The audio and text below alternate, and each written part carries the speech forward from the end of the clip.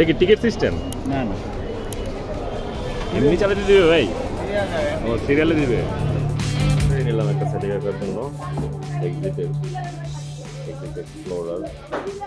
এইটা আবার হচ্ছে আপনার 1 ঘন্টা 1.5 ঘন্টা রেখে দিতে হয়। আকাশ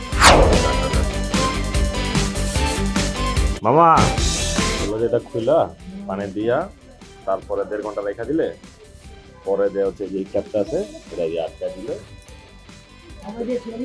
হ্যাঁ দিয়া তুমি ছেড়ে দাও। আমি বাজারে যাবো তো, বাজার থেকে আসার সময় একবার বাইক মনে পরে বাইক দিয়ে গেলে তুমি এটা লাগাইও। আর ওই যে কি বলে এটা হেডলাইটটা উপরে উঠে যাও, ওটা মানে ম্যানুয়াল বই কেমনি কি করতে হবে। আবার শুরু হয়ে গেছে বৃষ্টি।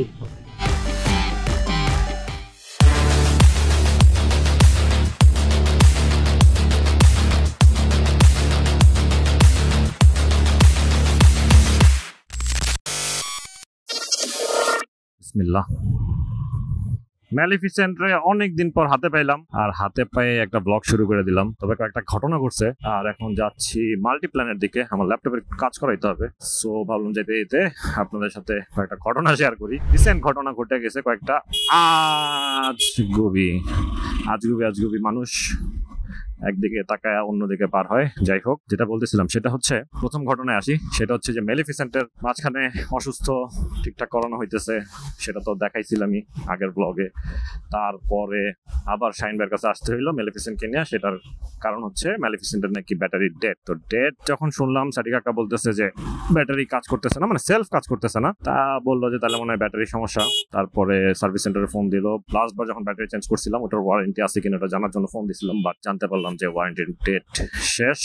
সো ধরেই নিলাম ব্যাটারি নষ্ট। এখন কিচ্ছু করার নাই, নতুন একটা ব্যাটারি কিনলাম। তারপরে ব্যাটারি ইনস্টল করে এখন দেখতেছে যে সেলফ কাজ করতেছে না। তারপর দেখে যে সেলফ কার্বনের সমস্যা। কি থেকে যে কি হয়ে যায় ভাই বলা মুশকিল। আপাতত এখন মানে কাজ ডিউ রাখছি, সেলফ কার্বন একটা কিনতে হবে। দেখি আজকে ফেরার পথে যদি 10 নম্বর থেকে পাই তাহলে একটা কিনে নিবো, আর যদি না পাই তাহলে কালকে হয়তো কিনবো। এই তো গেল মোটামুটি মেলিফিসেন্টের আপডেট। আর পারফরমেন্সের ব্যাপারে একটু বলি। সেটা হচ্ছে কালকে রাত্রেবেলা আমি সাদি কাকার কাছ থেকে মেলিফিসেন্টকে নিয়ে আসছিলাম। সার্ভিসের পর আমার ওইভাবে চালানো হয় নাই।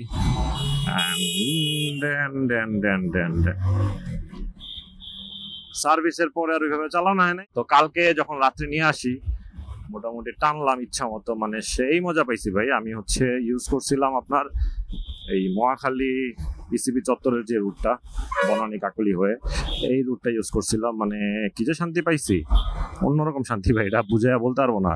মানে অনেক দিন পর মেলিফিসেন্টের পারফরমেন্স, মানে আম স্যাটিসফাই। দেখছেন ডাকটা দেয় কি, ওরে বাবা সেরা সেরা।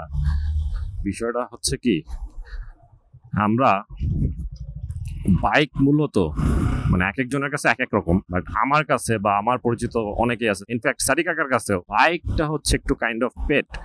অনেকে যেরকম কুকুর, বিড়াল বা বিভিন্ন ধরনের অ্যানিমেল, যারা হচ্ছে অ্যানিমেল লাভার, অ্যানিমেল পোষে। তো এই মেলিফিসেন্ট এই যে নাম দেয়া, তারপরে হচ্ছে ব্ল্যাক বি, আমার ব্ল্যাক বি। তারপর আমাদের সুজুকির গ্রুপে একজনকে দেখলাম, সেই ভাই আরেকটা সুন্দর নাম দিচ্ছে। তো এই মানে এক একজন আসলে না বাইকারদের এক একটা নাম সিলেক্ট করে, যেইটা হচ্ছে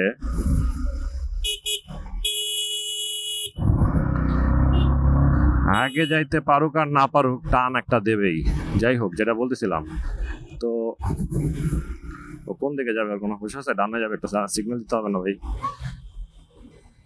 তো যেটা বলতেছিলাম যে সাইকেল চালাইতেছে, মোবাইল টিপতেছে, এত ক্রিয়েটিভিটি মানুষের মধ্যে, বিশেষ করে বাঙালির মধ্যে ভাই ভরপুর ক্রিয়েটিভিটি। আর কি জানি বলতেছিলাম সেটাই ভুলে গেছি। যাই হোক, এনিওয়ে, এখন ঘটনা হচ্ছে এই মেলিফিসেন্ট নিয়ে হচ্ছে কিছু ঘটনা শেয়ার করি। সেটা হচ্ছে লাস্ট ফিউ মান্থস মেলিফিসেন্টের সাথে মানে আমাদের সম্পর্কটা একটু মনোমালিন্য চলতেছিল। তো সেই মনোমালিন্যের জের ধরে আমরা ভাবতেছিলাম মেলিফিসেন্টকে সেল করে দিব। আলটিমেটলি কালকে যখন আমি চালানোর পরে ভাই মনে হয়েছে যে না, মানে ওকে ঠিক আছে, ভালো লাগছে বিষয়টা। ওই দেখেন মানে ভাই, 3 আমি 60 70-এর কাছাকাছি উঠাই ফেলতেছি। কালকে আমি 4 নাম্বার গিয়ারে মনে করেন 80-90 টান দিছি, 5-এ মনে করেন যে 95 উঠে আবার কমে ফেলছি, কারণ সামনে গাড়ি এসে পড়ছিল। বাইক আসলে একটা প্যাশনের জায়গা, প্রথমত হবির জায়গা, অনেকের শখ থাকে। আর বিশেষ করে ছেলে মানুষের তো একটা মানে এটা মানে 99.99% ছেলে মানুষেরই একটা শখ থাকে যে আমার একটা বাইক থাকবে বা আমি একটা বাইক চালাবো, বাইক কিনবো, এরকম পছন্দের বাইক থাকে। না কিনলেও দেখা যাচ্ছে একটা পছন্দের বাইক তার সবসময় থাকে। তো সেই হিসাব করতে গেলে বাইকের প্রতি ভালোবাসার জায়গাটা আসলে অন্যরকম। বাইক মনে করেন আমাদের সাথে কথা বলে। আমরা যখন বাইক চালাই, যারা রাইডার না তারা আসলে এটা রিলেট করতে পারবেন না, যারা রাইডার এটা অবশ্যই রিলেট করতে পারবেন। বাইকের যখন সিটিং পজিশনে আসি, অটোমেটিক আমার কি করা লাগবে বা কি করতে হচ্ছে মনে হয় মাঝে মধ্যে বাইক নিজেই মনে হয় ব্রেকের মধ্যে একটা পাড়া, আমার পা বলতেছে যে পা নিয়ে যা ব্রেকে, মানে নিজেই বলতেছে যে ডানে ঘুরা বামে ঘুরা, মানে এরকম মনে হয় মাঝে মধ্যে, মনে হয় যে অটো চলতেছে। আর বিশেষ করে এই কমিউটার সেগমেন্টের এই বাইকটা, মানে যেটা 5 হ্যান্ডেলবার, এই হ্যান্ডেলবারে যখন আমি চালাই, মানে এটাতে মানে কি যে শান্তি ভাই রে ভাই। মেলিফিসেন্টের একদম ঢাকা সিটি, কি যেন একটা ঢাকা সিটির একটা গান বেরিয়েছিল মাঝখানে, ভুলে গেছি পরে একটু। যাই হোক, রাস্তায় জ্যাম দেখা সব বলা ফেলছে। আর রোদ আছে ভাই প্রচন্ড, যদিও সকালবেলা একটু ঘুরি ঘুরি বৃষ্টি পড়তেছিল, তারপরে এখন তো রোদের মধ্যে এসে পড়লাম। যাস না ভাই, রিক্সাগুলার জ্বালায় পুরা ফাঁকা রাস্তাটা মনে করে জ্যাম লাগাই থুয়ে দিছে। কালকে রাত্রেবেলা অনেকদিন পর যখন হাতে পাইলাম মেলিফিসেন্টকে, তারপর থেকেই মোটামুটি ওর সাথে আমার একটা ভালো বন্ডিং হয়ে গেছে। সেই বন্ডিং থেকেই মনে করেন যে দুইজনের যে চলাচল, মানে উড়াধুরা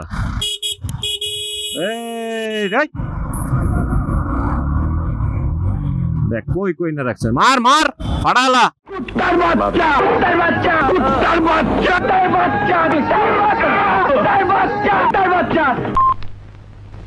হ্যালো, এই যে খবিশ জীবনে মানুষের মনে এগুলা। আমার বলতেছে যে ভাই আমার তো মনে হচ্ছে গাড়ি টান উঠে না, একটু দেখিস তো।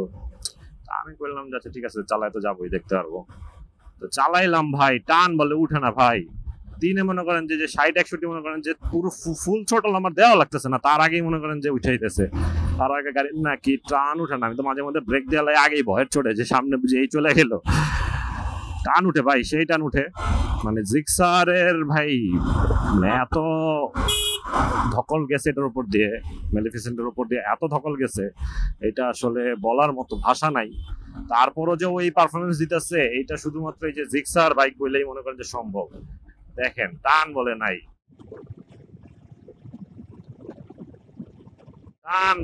কি কয় পোলা ভাই।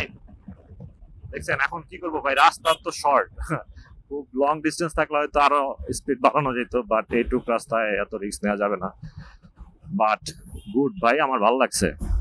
একটা বাইক নেওয়ার পরে না ভাই, শুরুর থেকে যদি মানে নিজের হাতে থাকে, একদম ফার্স্ট ওনার যদি আপনি হন, তো ওইটার প্রতি যে যত্নটা আপনি রেগুলার করবেন, মেইনটেনেন্স থেকে শুরু করে ভালো জায়গা থেকে তেল নেওয়া, রেগুলার ইঞ্জিন অয়েল চেঞ্জ করা, অয়েল ফিল্টার, তারপর এয়ার ফিল্টার, এগুলো আপনি যখন চেঞ্জ করবেন, রেগুলার মেইনটেইন করবেন, একটা রেগুলার সার্ভিস করাবেন, তখন দেখবেন যে বাইকের পারফরমেন্সই দিবে অন্যরকম। আর এটার কিট থেকে পার্টস যা আছে সবই মানে সব ধরনের অ্যাক্সেসরিজ মনে করেন আপনাকে খুবই ভালো সাপোর্ট দিবে। এখন বিষয়টা হয়ে যায়, কিছু কিছু বাইকার থাকে যারা হচ্ছে শখের বসে একটা বাইক কিনে কিছুদিন চালায় উড়াধুরা, তারপরে দেয় বিক্রি করে।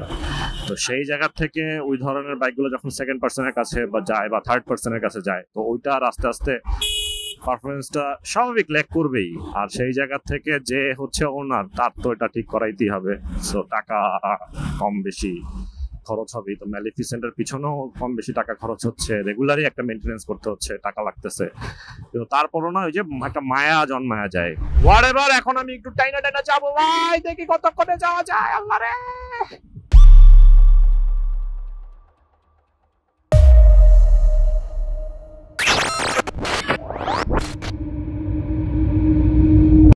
আমার কাহিনী তো বলাই হয়নি। আজকে মাল্টিপ্ল্যানে যাইতে হবে, মাল্টিপ্ল্যানে যাব।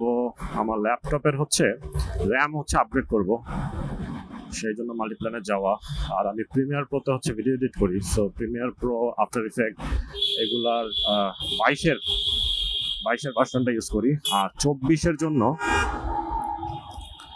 রিকোয়ারমেন্ট হচ্ছে 16 জিবি র্যাম লাগবে, মানে ম্যাক্সিমাম 16 জিবি রাখবে। তো আমার আছে হচ্ছে খুব কম 8 জিবি, ভাবলাম যে র্যামটা বাড়াই। এই গাড়িটা অনেক সুন্দর, বিশেষ করে জিপ টাইপের এই টাইপের যে গাড়িগুলো হয় আমার খুব ভালো লাগে। সো ভিডিও আর বেশি বড় করবো না, আমি এখান থেকে ঘুরাই ফেলি, ঘুরে কাজে চলে যাই। সো সবাই ভালো থাকেন, সুস্থ থাকেন, ইনশাআল্লাহ নেক্সট কোনো ব্লগ ভিডিওতে আবার দেখা হবে, কথা হবে। আর যদি ম্যালিফিসেন্ট আমার সাথে থাকে তাহলে হয়তো ম্যালিফিসেন্টকে নিয়ে আরো দু একটা ব্লগ করবো। ততক্ষণ পর্যন্ত আল্লাহ হাফেজ।